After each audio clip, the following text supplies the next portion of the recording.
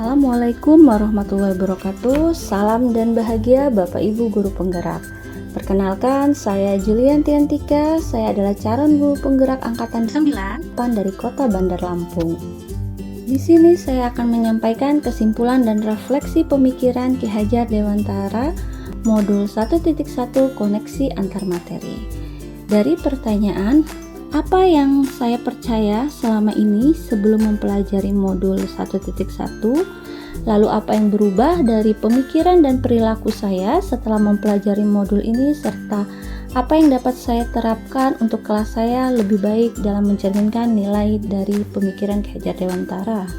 Yang pertama, apa yang saya percaya sebelum mempelajari modul ini, yaitu peserta didik adalah selembar kertas kosong di mana pendidik memiliki peranan penuh dalam mengisi kertas tersebut hingga kertas itu terisi. Lalu yang kedua adalah pendidik adalah sumber ilmu di mana segala bentuk pendidikan itu bersumber dari pendidik atau dari guru. Pendidik berperan sebagai teacher center dalam proses pembelajaran. Lalu yang ketiga adalah pendidikan hanya sebatas mentransfer ilmu. Kegiatan pembelajaran hanya berfokus pada bagaimana ketercapaiannya materi pembelajaran, sehingga kadang saya sebagai pendidik merasa sedih atau kecewa ketika peserta didik saya mendapatkan nilai yang mungkin belum mencapai KKM.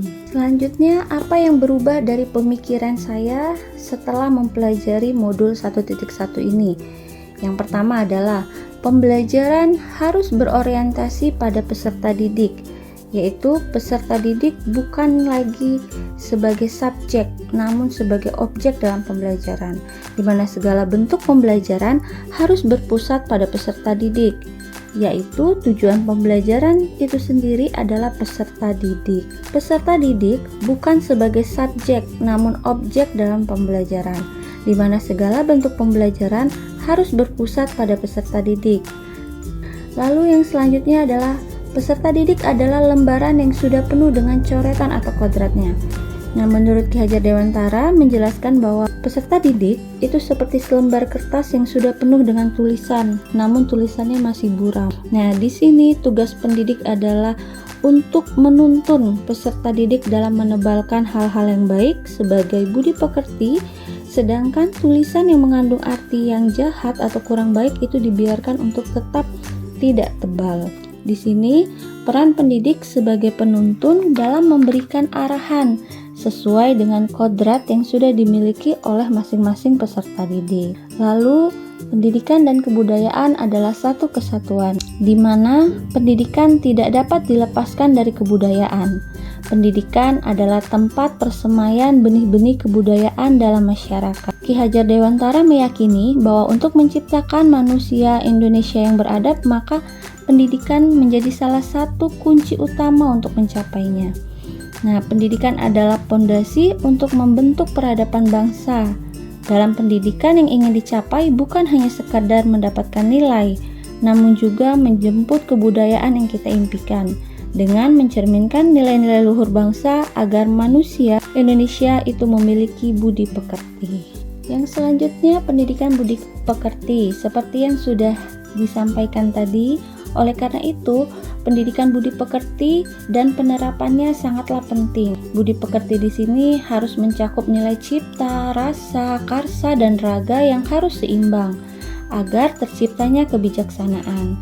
Menjadikan peserta didik tidak hanya baik atau pintar dalam ilmu pengetahuan, namun juga baik dalam sikap untuk dapat hidup bermasyarakat. Lalu yang selanjutnya, setiap peserta didik memiliki karakteristik yang berbeda. Kita sebagai pendidik harus memahami dan mengenal karakteristik dari masing-masing peserta didik.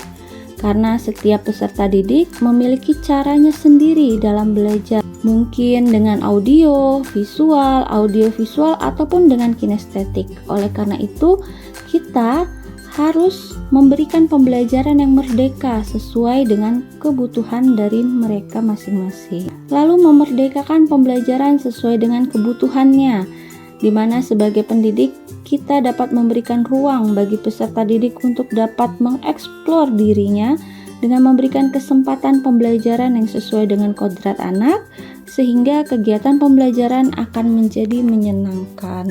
Lalu, apa yang akan segera saya terapkan lebih baik agar kelas saya mencerminkan pemikiran dari Ki Hajar Dewantara? Yang pertama adalah saya akan merancang pembelajaran yang interaktif yang sesuai dengan abad 21. Saya akan menggunakan model atau metode atau strategi pembelajaran yang disesuaikan dengan karakteristik dan kodrat anak serta teknologi yang ada, sehingga terjadinya pembelajaran yang interaktif.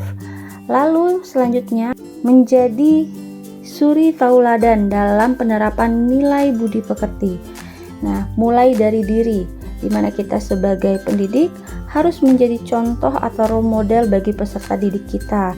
Bagaimana kita atau saya nantinya berbicara, bersikap yang dapat mencerminkan nilai-nilai manusia yang beradab dengan menerapkan pembiasaan-pembiasaan baik yang dapat dilakukan di sekolah.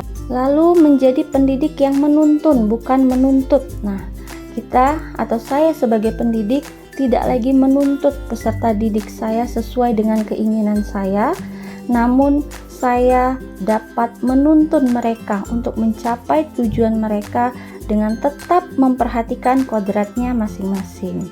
Lalu menerapkan merdeka belajar, di mana peserta didik memiliki kebebasan untuk dapat berpikir dan berekspresi.